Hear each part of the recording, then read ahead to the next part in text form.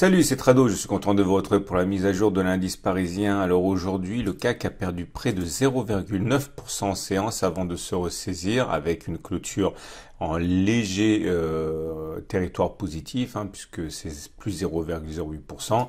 Ce ne sont pas véritablement les news qui peuvent expliquer cette volatilité, puisque tout s'est avéré plutôt, on va dire, insipide, avec des résultats d'entreprises, notamment les premières publications bancaires qui ont été mi-figue, mi-raisin. Et la seule chose qui préoccupe, semblerait-il, dans l'immédiat, les Parisiens, c'est de voir le fameux contrat signé entre les États-Unis et la Chine, qui n'a toujours pas été signé, dont on ne sait pas véritablement les détails. Ça doit se faire incessamment normalement, à moins, et c'est la crainte des intervenants parisiens, de la place de Paris, qu'il y ait un atermoiement, un report du délai de signature. On verra. En tout cas, les indices américains inscrivent de nouveaux records pendant que le CAC 40 végète toujours dans ce grand canal, enfin ce petit canal en fait, compris globalement entre la résistance journalière 6041, 6065 et le support journalier 5936, 5967. Plusieurs choses à dire comme d'habitude. Ceux qui ont une fois de plus parié sur l'échec, sur la résistance, visiblement ont eu l'occasion, s'ils l'ont fait, de tirer profit de la journée puisque l'attaque a été violente. Les traders, par contre, entrent sur ces périodes de solde, puisque vous voyez cette longue mèche basse, ça signifie qu'il y a une chasse aux bonnes affaires pendant la séance et on peut absolument pas écarter les intérêts acheteurs qui existent bien pour l'instant. Alors il y avait un trade qui était possible, j'en ai parlé longuement déjà, c'est le setup Turtle Soup. L'idée c'est que nous avions un signal de type Turtle Soup sur cette bougie ici, puisque comme vous pouvez le voir, on avait inscrit, même si ça se jouait sur l'épaisseur du trait, un plus haut par rapport au précédent plus haut de 20 bougies qui était là, et on a néanmoins clôturé en dessous de ce précédent plus haut. C'était un signal de type Turtle Soup. Alors ça dépend où vous avez mis le stop loss et où vous avez mis le profit, mais si vous avez mis par exemple un stop au-dessus de la précédente bougie, de la bougie du Turtle Soup, on peut espérer que vous n'ayez pas été déclenché par cette bougie suivante ici. Et si, ça fait beaucoup de si, vous avez pris des profits progressifs ou on va dire précoces sur la bougie d'aujourd'hui, peut-être que vous avez gagné de l'argent. En tout cas, je sais que si moi j'avais engagé ce trade de Turtle Soup, j'aurais sans doute pas mis mon stop, mon take profit ici, j'aurais plus mis sur le support journalier, ce qui fait que à titre personnel, si j'avais pris le Turtle Soup, je n'aurais pas probablement pris mes profits, mais ceux qui ont des stops et des objectifs plus serrés ont sans doute pu profiter de cette accélération baissière. Ce qui me ramène donc une fois de plus au chandelier japonais. J'avais expliqué hier qu'on avait une configuration en 3 corbeaux noirs ici, 1, 2, 3. Et même si je disais que j'y accordais pas beaucoup d'importance lorsqu'on latéralisait dans un canal étroit, comme c'est le cas actuellement, c'était un cas d'école qui était intéressant de signaler. Vous voyez, quelque part, l'attaque baissière d'aujourd'hui peut faire écho aux 3 corbeaux qu'on mentionnait hier. Toujours en place, nous sommes pour la configuration chartiste en drapeau que j'ai évoqué tous les jours depuis des semaines et des semaines. C'est mon scénario, c'est pour ça que je suis en swing haussier et je ne sais pas du tout si c'est ce qui va se produire, mais en tout cas c'est le scénario que à titre personnel je privilégie pour l'instant. Les indicateurs techniques, toujours la même chose. La tendance elle est haussière et vous voyez la moyenne mobile à 20 jours, la manière dont elle a stoppé une fois de plus la baisse des cours. Vous voyez sur cette bougie, La moyenne mobile à 20 périodes est ascendante. Ça fait quand même 3 fois que cette M20 est sollicitée.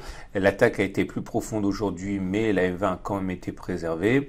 La tendance est donc toujours haussière. J'aime pas beaucoup l'orientation de la M7 maintenant. J'avais espéré qu'on aurait un non-croisement haussier ici. Vous voyez, lorsque la M7 descendait, qu'elle est repartie vers le haut avec les cours au-dessus, généralement ça donne une impulsion haussière. Sauf que là, on a été bloqué net par la résistance journalière des 6041. De deux choses l'une, soit la M20 monte et la M7 descend, on aurait un croisement baissier faible, on reviendra sur ça plus tard, ou alors deuxième solution, eh bien la M7 continue de descendre mais elle ne croise pas, elle repart vers le haut et là on aurait un nouveau croisement, non-croisement haussier fort qui serait peut-être le bon, on verra à suivre, mais le balai M7 M20 va bientôt délivrer un nouveau signal, ça c'est sûr.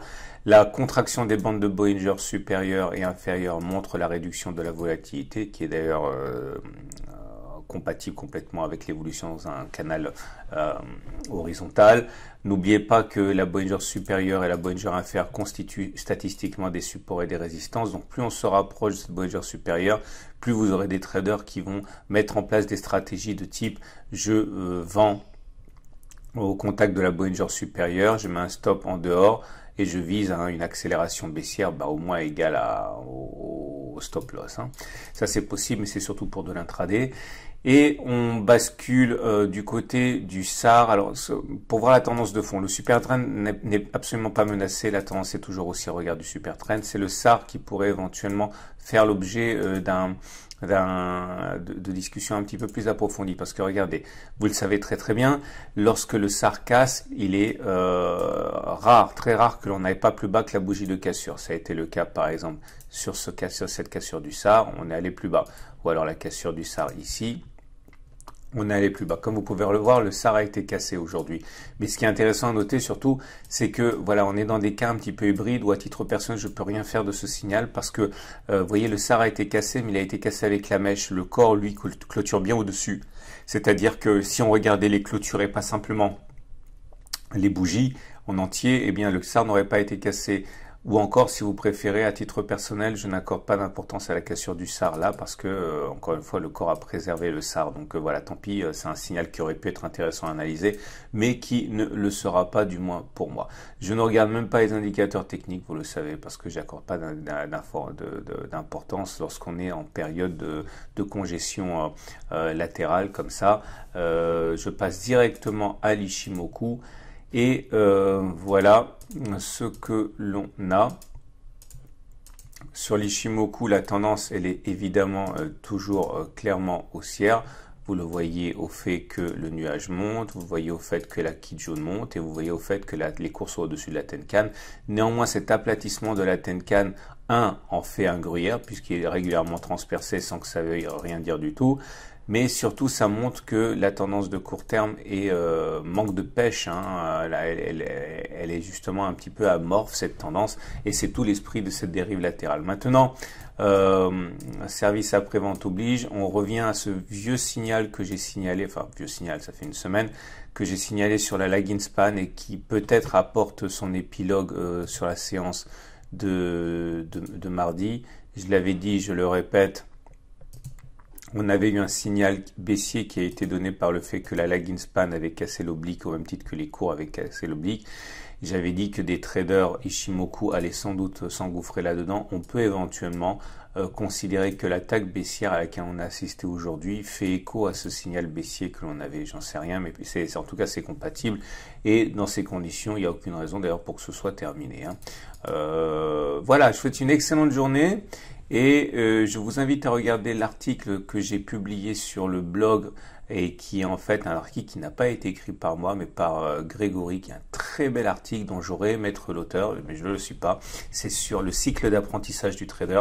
C'est très très bien écrit et c'est sur le blog. Vous tapez Tradosaur dans votre moteur de recherche et vous trouverez directement l'adresse du blog si vous découvrez mes vidéos par le biais des réseaux sociaux ou par YouTube. À demain pour la mise à jour.